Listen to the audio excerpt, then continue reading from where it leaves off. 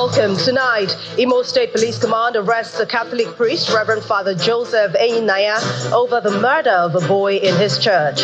Presidential candidate of the Labour Party in the 2023 election, Peter Obi, asked President Bola Tinubu to cut cost of governance and end endemic poverty in the country. Former President Olusegun Obasanjo, in an exclusive interview with Channels Television, details how the NNPCL rejected Aliko Dangote's offer to manage the nation's refineries while he was in office. And the FBI says that it does not believe anyone else was involved in the deadly New Orleans attack other than the main suspect. On business news tonight, Brent crude opens first trading day of the year with strong gains amid optimistic outlook for higher global fuel demand and expected rebound in China's economy. On sports news tonight, Sporting World pays tributes to the oldest living Olympic gold medalist and a Holocaust survivor, Agnes Keleti, who died at the age of 103 earlier today. And from the nation's capital, residents of Kpaduma community asked the Federal Capital Territory Administration to reconsider the decision to demolish the community.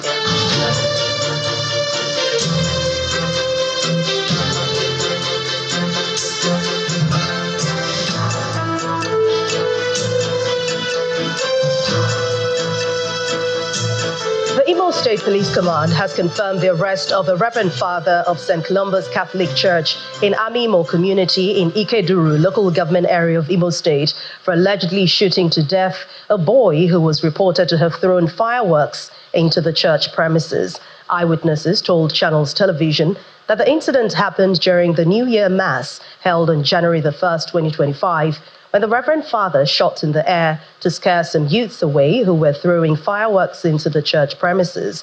The bullet, however, accidentally hit one of the boys, who died instantly. However, the Imo State Police Command Public Relations Officer Henry Okoye, who confirmed the story, says a detailed investigation has been initiated to ascertain the remote facts surrounding the incident. To politics, the crisis in the Edo State local government councils is taking a different turn, as several persons have now been reportedly injured. Persons suspected to be gunmen allegedly invaded the community and the headquarters in Ego.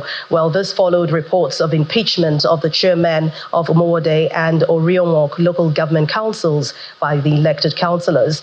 Meanwhile, the chairman of Orionwok Local Government Council, who is also the chairman of the Association of Local Government of Nigeria, ALGON, in Edo State, Newman Ugaibe, has condemned the recent attacks on local government councils across the state.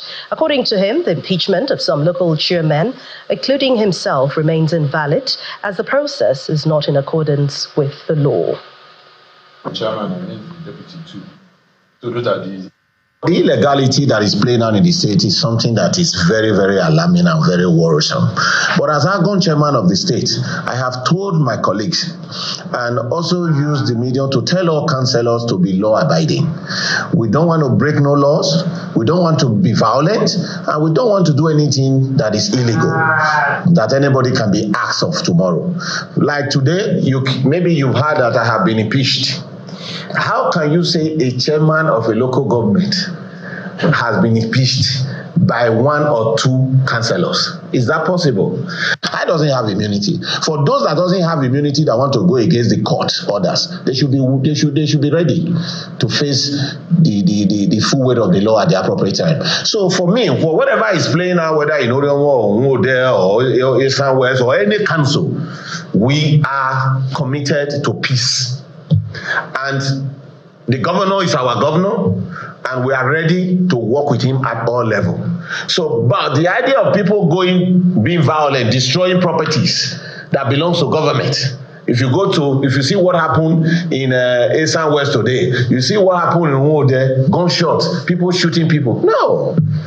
You don't do that, because people's lives are more important. So for me as ALGON chairman, I'm still using this medium to speak to two people. One, the governor of the state. Your Excellency, please, we are your children. The people out there are your children. The councillors are your children. Everybody that is in government, that is not in government, are your children. So as long as you are the governor of the state, the major thing you need to do for Edo State is to protect life and properties. The 2023 Labour Party presidential candidate, Mr. Peter Obi, says that President Bola Tinubu must lead from the front if the fortunes of the country must change this year. Mr. Obi, who addressed the news conference in Abuja on the state of the nation, asked the president and his cabinet to cut the cost of governance and direct such funds to food production, education, healthcare, and infrastructure development. He noted that the frequent presidential foreign trips and government expenditure are needless, as majority of Nigerians are struggling to get a decent meal daily.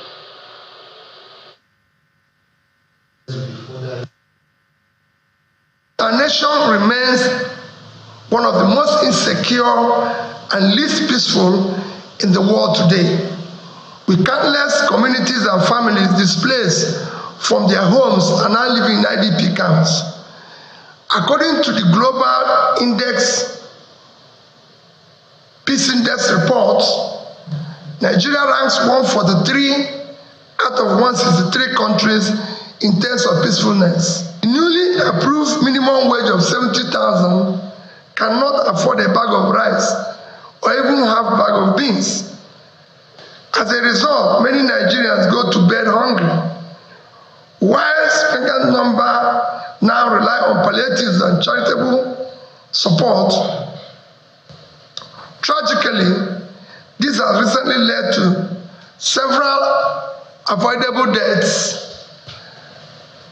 Nigeria in 2024 hunger index is ranked 110 out of 127 countries measured.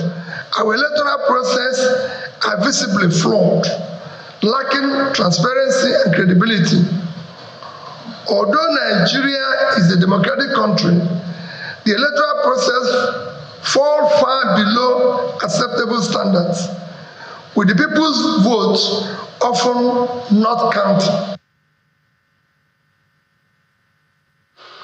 The founder of the Center for Values and Leadership, Professor Pat Utomi, is calling for genuine engagement with the youth in addressing the challenges facing Nigeria. Professor Utomi, who was speaking on Channels Television Sunrise Daily, stressed that Nigeria's most pressuring issue is a collapse in cultural values and character, which must be the central focus on any youth-oriented conference. We need to begin to rethink why. What's the purpose of this conference? Is it just another talk shop that gets specific goals? But I can tell you from my own personal experience how the influence from the last time affected me. At age 21, as a youth scoffer, I felt I had the right to make the Barracks, which was the seat of government at that time, certain things. I, wrote cover stories as a youth scoffer reporter that actually led to cabinet reshuffles and stuff like that. I need to see young people become that influential in shaping the future of our country. But really, the most important crisis that we have in Nigeria is the collapse of culture. Character matters. We're going through a generation that does not understand that, and we need to rebuild that. That must be the central focus of any conference in Nigeria today, even more importantly, affecting young people. How do we rebuild the values of our society? Because values shape human progress. And we're prostrate because of that. Nigeria's former president, Olusegun Obasanjo, has revealed that his successor, Umaru Musa Yar'Adua, rejected a $750 million offer from the chairman of Dangote Group, Aliko Dangote, to manage the Warri, Port Harcourt, and Kpaduma refineries. Chief Obasanjo was speaking in an exclusive interview with Channels Television in Abeokuta, the Ogun State capital. While highlighting the challenges faced with the refineries during his presidency, the former president disclosed that the Nigerian National Petroleum Company Limited, NNPCL, was aware of its limitations in managing the nation's refineries, but still misled the then president, Yar'Adua, that the oil company can operate the refineries, leading to his successor rejecting Mr. Dangote's offer.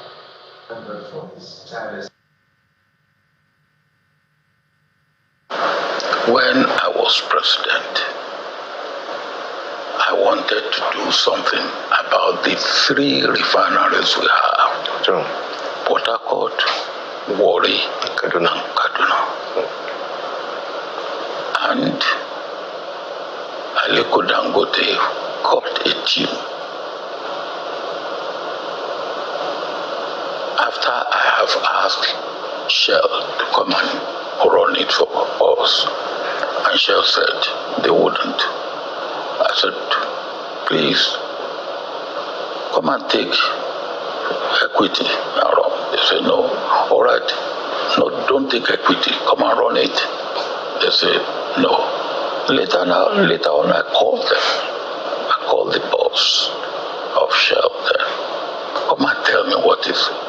And he gave me 4 or 5 reasons. Said, well, first of all, we make our major profit from upstream, not from downstream. And it was after that Aliko got a team together and they paid $750 million to take part in PPP, running the refinery. My successor refunded their money. And I went to my successor. I said, do you know? I told him what transpired.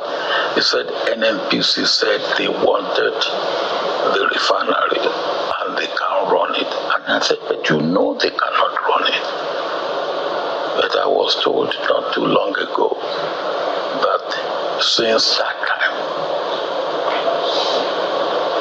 more than $2 billion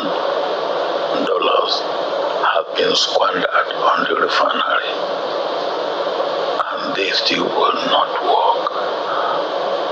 Anybody can tell you,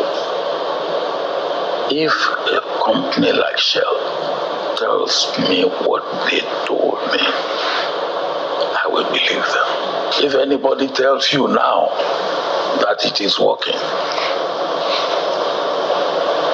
why are they now with Aliko? And Aliko will make his own refinery work. Not only will make it work, it will make it deliver.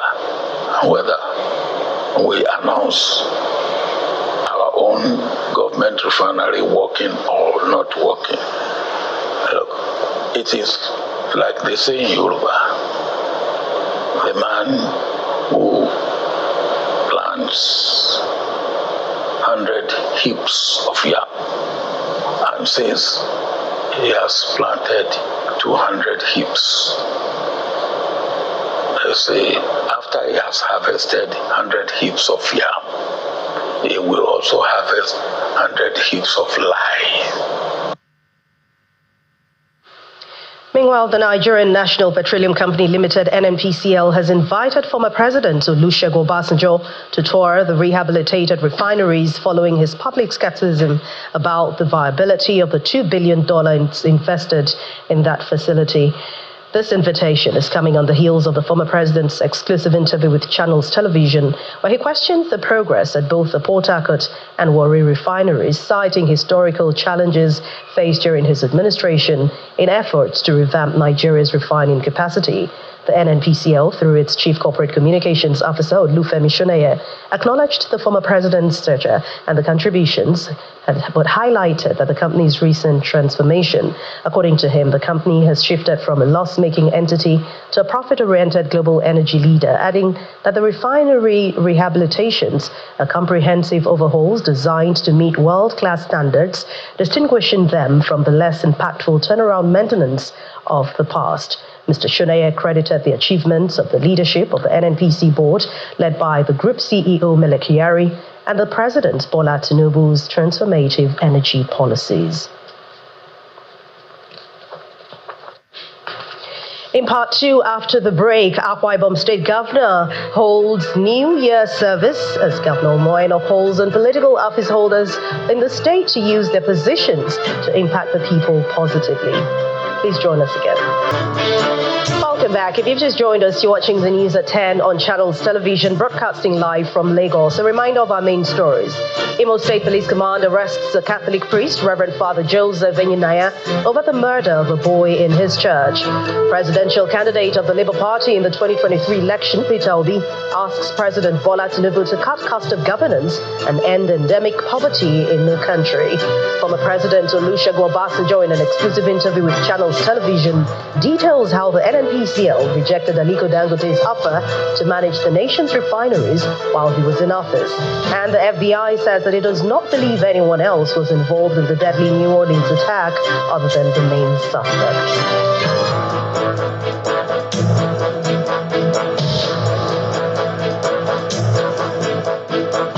To Akwa Ibom State now, where the Governor, Pastor Moeno, has called on political office holders in the state to use their positions to impact their people positively by extending the dividends of democracy to the people at the grassroots. Governor Eno made the call at the 2025 New Year Thanksgiving service in Uyo, the state capital. The people of Akwa Ibom State are gathered here at the International Worship Center in Uyo, Akwa Ibom State for the 2025 version of the annual Christian Interdenominational New Year State Thanksgiving service. The service holds every first working day of the year.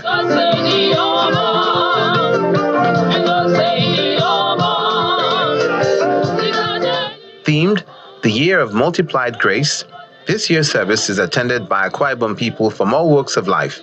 They sing and dance in appreciation of God's grace and favor throughout the preceding year and to dedicate the new year to Him.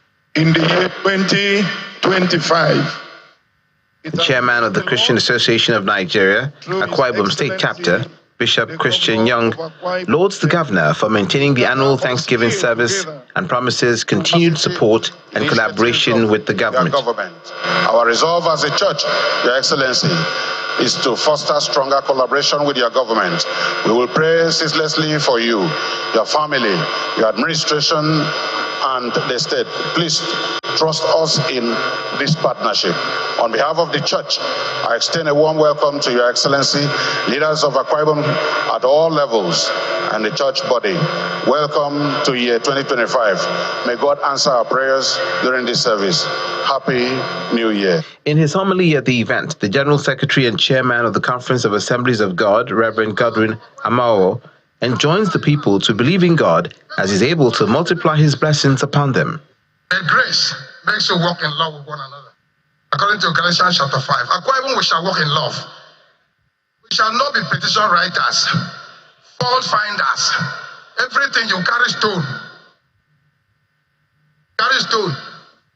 Every stone here, let the fire of God consume them. Let us have love for one another. Not be fault finders. If you walk in love with one another, we shall love our state and do good for our state. Governor Umoeno thanks the people for attending the event in their numbers. He seizes the opportunity to announce plans for town hall meetings in 10 federal constituencies of the state to interact with people at the grassroots to take governance closer to the people. All of you have met and want to share. We'll also tell you what we've done in your federal constituencies and what, by the grace of God, we intend to do. I say this because I will expect everyone in the federal constituencies leadership to meet across party lines. Not that when we go there, it becomes very rowdy. And everything we say, we cannot pick one thing. If all that we've done is yet not enough, give us your thoughts. It will help us in planning the 2026 budget by God's grace. The event was attended by serving and former political office holders from the state across all political divides, religious leaders, traditional fathers, women and youth from all parts of the state and beyond.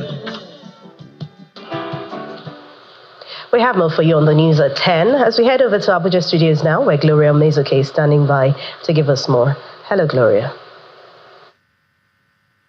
Many thanks, Anne. Here in Abuja, residents of Kpaduma community are asking the Federal Capital Territory Administration to reconsider the decision to demolish the community. The chief of the community, Mr. Sunday Nasa, also laments the poor state of infrastructure in the community. Our correspondent, Benny Ork, reports. This is Kpaduma 2, a community located within the affluent districts of Asokoro and Guzape in Abuja. The residents of the community engage in various commercial activities, while some are farmers. Despite their industry resilience, the community lacks basic infrastructure, such as good roads and potable water. The head of the community explains how the community has survived the past 100 years. My grandfather is still alive, by name Adomi Asama. He's more than 100 years. It's about 120 years now. He's still alive. And based on the history, he told me that his father was given birth in Kpaduma to here, FCT Abuja. However, as the community welcomed the new year, they woke up to a bleak reality, markings on their homes and businesses, indicating plans for demolition by the Federal Capital Territory Administration. The markings have spread fear and uncertainty among the residents who fear for their future.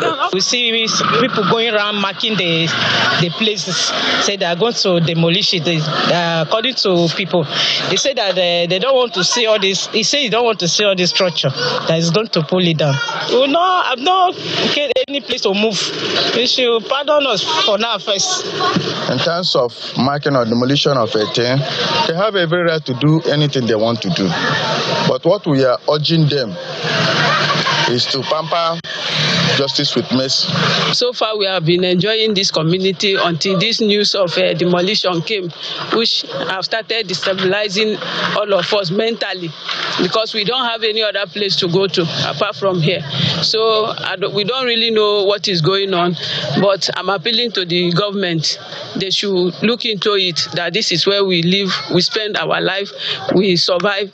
They should look into it and make sure if anything is going to be done, they should carry us along and make sure they compensate us. However, the chief of the community has a different story to tell about the demolition. The recent marking now, this one is, it was the minister that asked the community, okay, that they are going to do integration for the community. Now, we said, okay, if it is integration, let's go into the process of integration.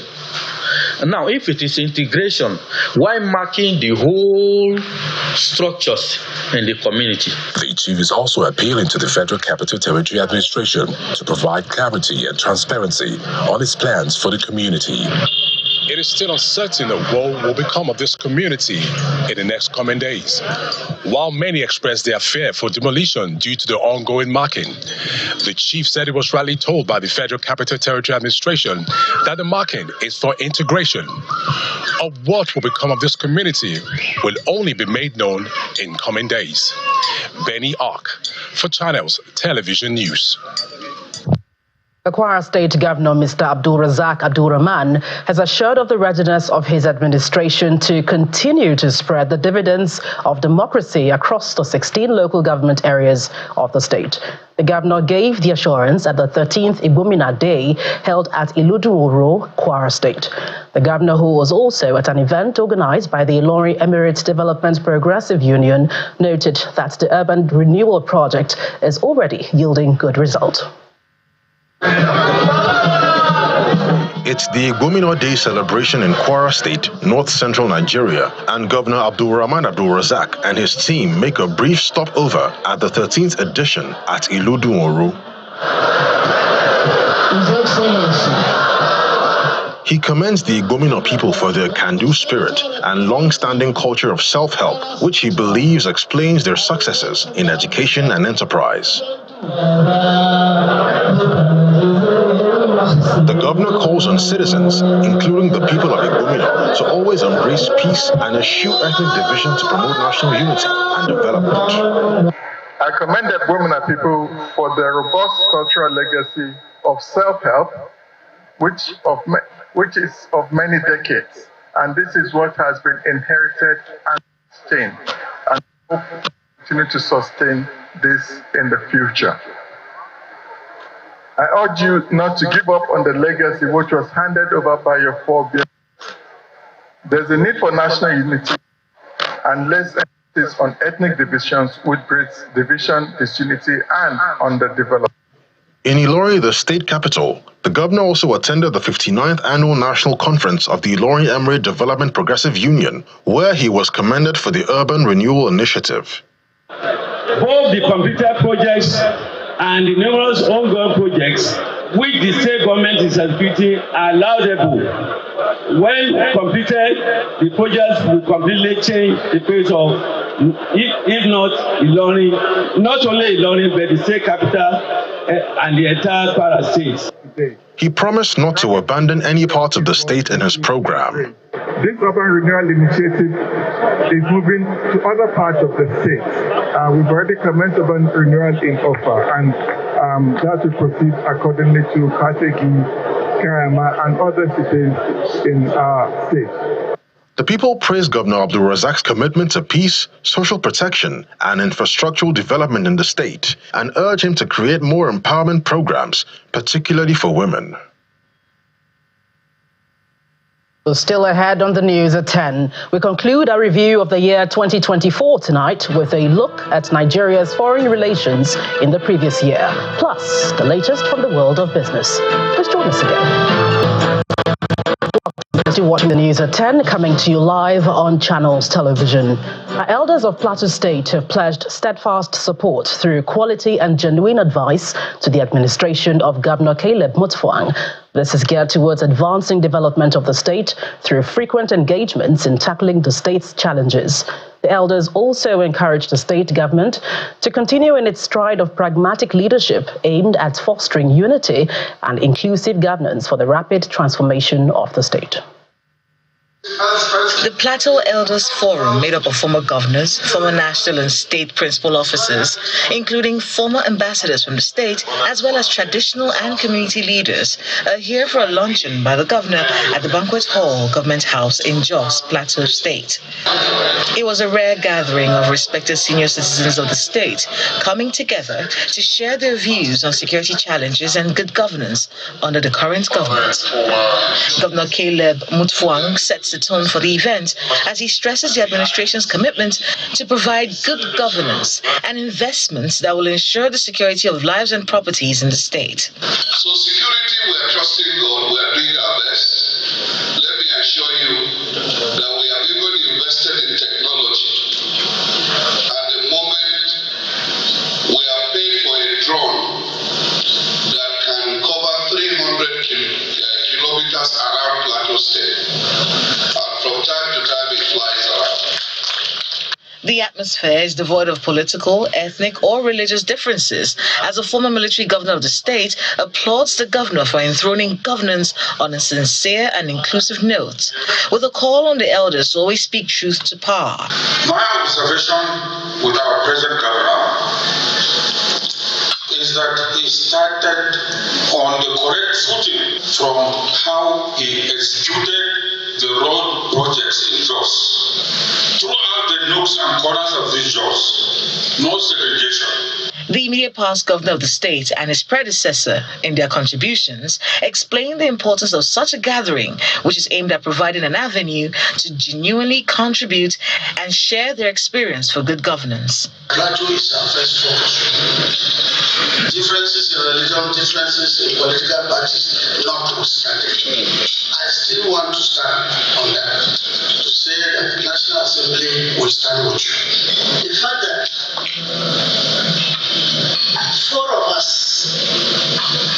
former governors, are seated with you here today. I think one of us could have just spoken. Because we are all just going to say the same thing.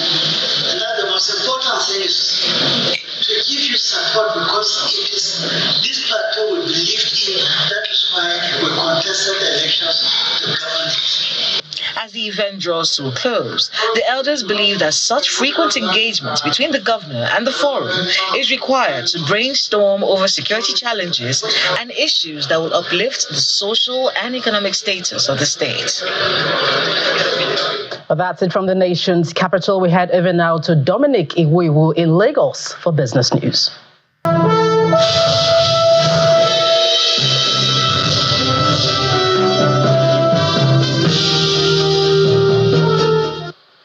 Thank you, Gloria. On business news, oil prices opened the first trading day of 2025 on a strong note today as investors returned from the New Year holiday with an optimism for higher fuel demand as focus on China's economy following a pledge by President Xi Jinping to implement more proactive policies to promote growth in 2025.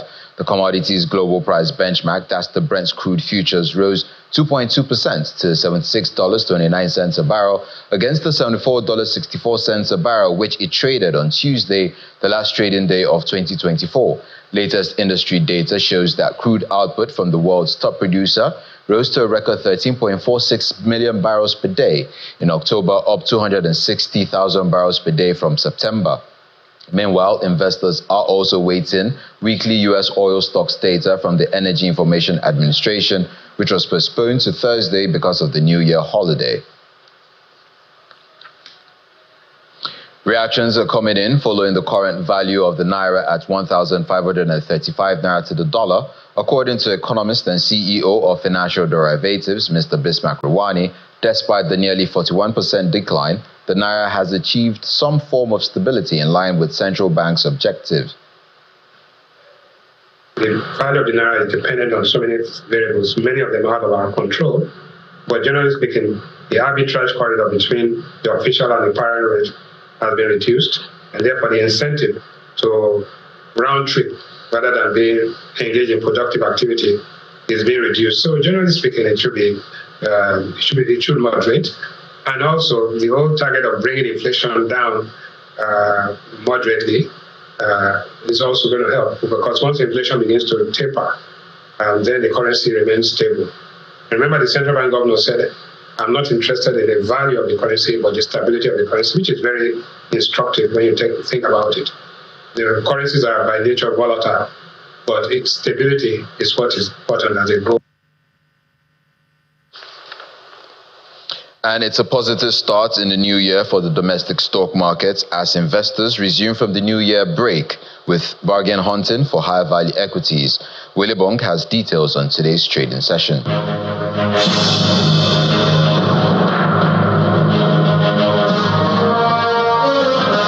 Thank you, Dominic, and welcome to the first trading for market in 2025. We're seeing caution in trading some global stocks, mixed sentiments here and there, but investors at the NGX are not here to play. Let's look at today's performance. Picking up from the last year's momentum, remember the all-share index ended the year 7% higher. Today, the index is off to a good start. First day of trade and stocks are on the move already. Let's look at the year to date. Today, 0.25% closing, and then we see it back at 103,000 points. Not bad for the index, and market caps to 2 trillion naira.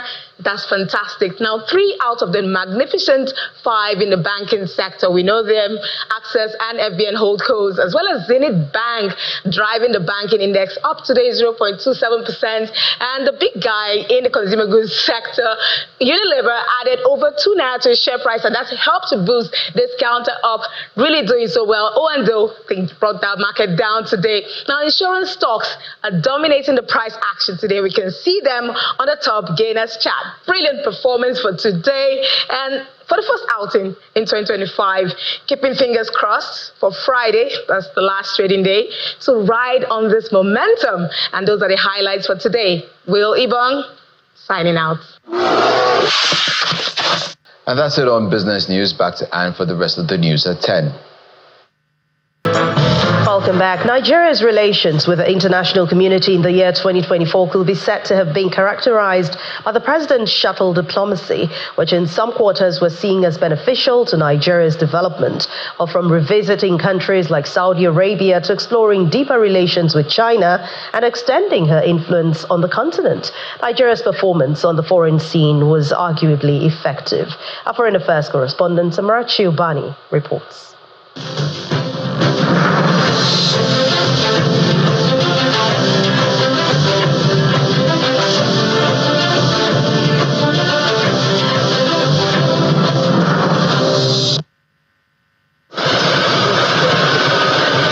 It's been 1.5 years since President Bola Tinubu took on the reins of Nigeria's leadership, and much of the country's foreign policy has been evident in a lot of shuttle diplomacy.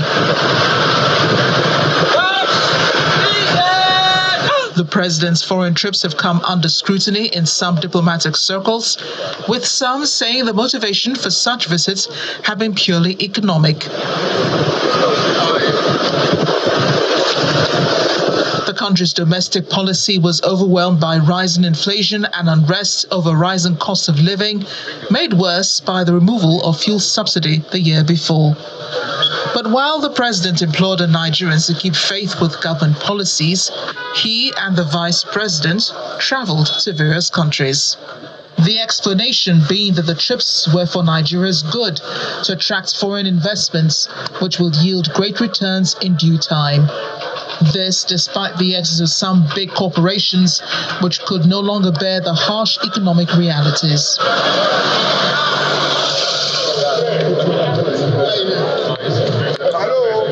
In the first quarter of the year, President Bola Tinubu made at least 3 trips, including private visits and the AU summit in Addis Ababa, Ethiopia, and Qatar, where he witnessed the signing of historic agreements between both countries.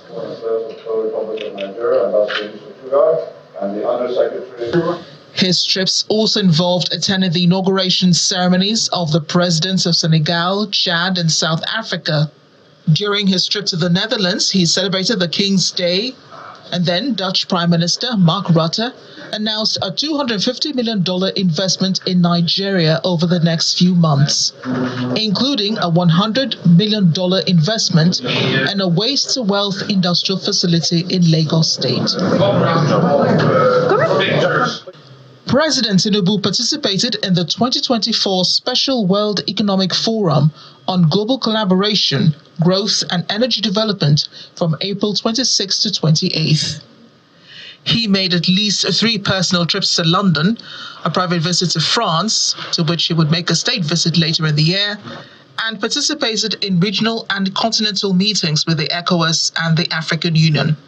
We must not lose sight of our fundamental responsibility, which is to protect our citizens. Perhaps one of the president's most popular trips was to China, where he attended the Forum on China-Africa Cooperation, and Nigeria signed a number of deals on nuclear and renewable energy, mobility, financial cooperation, and smart city. The president's visits have been done while Nigeria has stayed a year without the appointment of ambassadors. The president's sales marketing of Nigeria as fertile ground for trade and investment perhaps paid off in some high-profile visits to the country, including the U.S. Secretary of State Antony Blinken in January, the Indian Prime Minister Narendra Modi in November, and the German president's visit to Nigeria in December.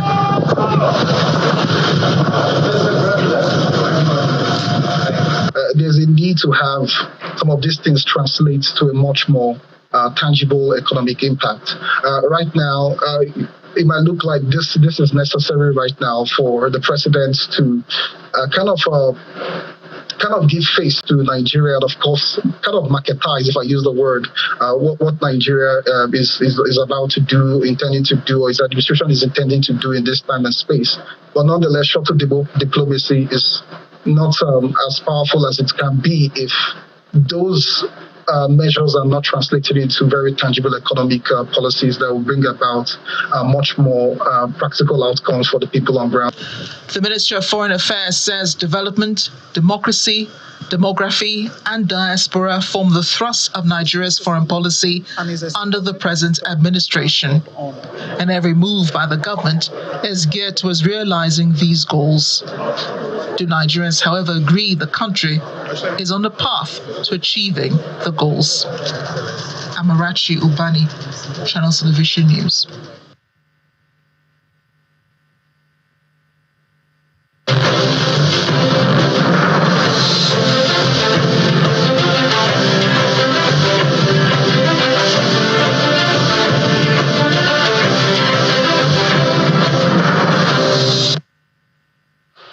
Outside our shores, Las Vegas police has identified Matthew Allen Lewisberger as the man who rented and drove the Tesla Cybertruck that exploded outside the Trump Hotel. The 37-year-old suspect was an active-duty U.S. Special Forces soldier. Here's Simon Puzo with more international news and around the world in 5.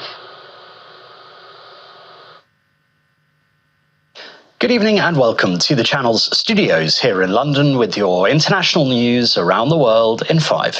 I'm Shamsuddin Jabbar, property manager with Blue Meadow Properties. The FBI says it does not believe anyone else was involved in the deadly New Orleans attack other than the suspect Shamsuddin Jabbar. The 42-year-old had worked in various roles in the US Army, including in human resources and IT, before he was discharged. He was deployed to Afghanistan from February 2009 to January 2010. Here, CCTV footage showing the moment his truck swerves into the crowd in the attack. A flag associated with the Islamic State group was found inside the vehicle. Jabbar was also armed and fired on law enforcement, injuring 2 officers before he was killed by police. Investigators believe Jabbar picked up the rented F-150 in Houston, Texas on December 30th. He then drove from Houston to New Orleans on the evening of the 31st, and he posted several videos to an online platform proclaiming his support for ISIS. There were 5 videos posted on Jabbar's Facebook account, which are time-stamped beginning at 1:29 a.m. and the last at 3:02 a.m. In the first video, Jabbar explains he originally planned to harm his family and friends, but was concerned the news headlines would not focus on the, quote, war between the believers and the disbelievers. Details are emerging about the 15 people who lost their lives in the attack. Martin Tiger Beck, who was in his late 20s, was a former football player at Princeton University. Nikira Cheyenne Deju was an 18-year-old aspiring nurse. Her death was confirmed by her mother on social media. Reggie Hunter was a store manager and a father of 2, and 27-year-old mother Nicole Perez was described as a dedicated, smart, and good-hearted person. There's a Cybertruck.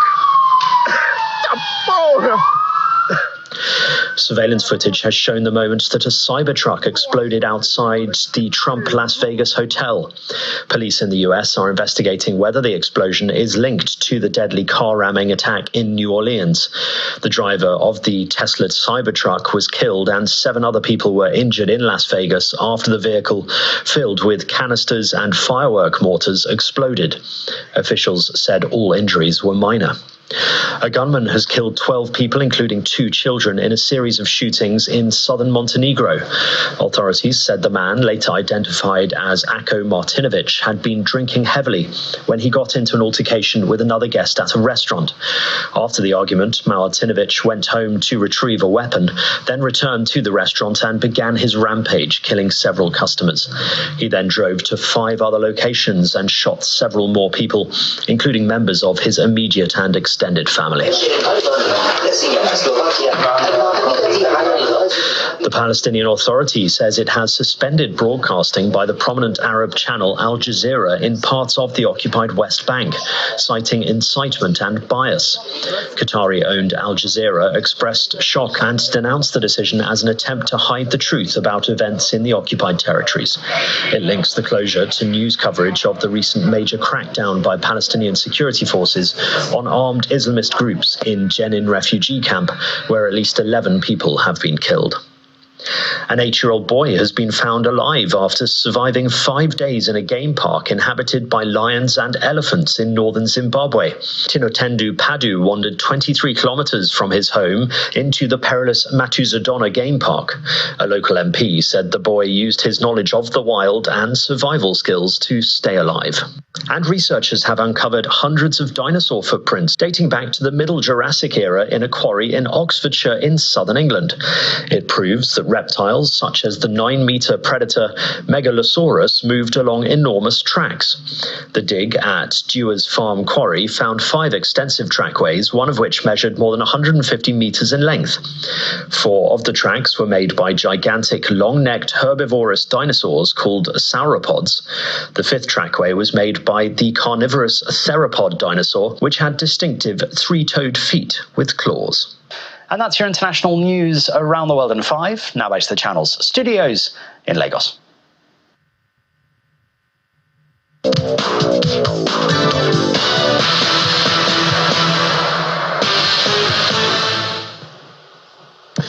Many thanks indeed, Simon, and welcome to Sports News. We begin with football news now. AC Milan have confirmed that Super Eagles forward Samuel Chukwueze will spend about a month on the sidelines after sustaining an injury on December 29th, 2024. Chukwueze had a worrying moment in the first half of the club's 1-1 draw against Roma, and it came not long after an attempt on goal as he fell to the floor, clutching his hamstring. The 25-year-old will be out of the Italian League games against Cagliari, Como, Juventus, Parma, as well as Champions League ties against Girona and Dinamo Zagreb. And the International Olympic Committee has paid tribute to the world's oldest living Olympic gold medalist, Agnes Keleti, and a Holocaust survivor who died at the age of 103 earlier today. The 5-time Olympic champion and Hungarian gymnast Keleti won her first gold medal at the age of 31 at the 1952 Games in Helsinki before winning 4 more in Melbourne in 1956 to become the oldest female gymnast to win gold. As Hungary's most successful gymnast, she won 10 Olympic medals, all of them after reaching the age of 30 against much younger competitors. And the Brisbane International does it for us here on Sports News at 10. Thanks indeed for watching. I'm Kelly Agiga. It's back to Anne.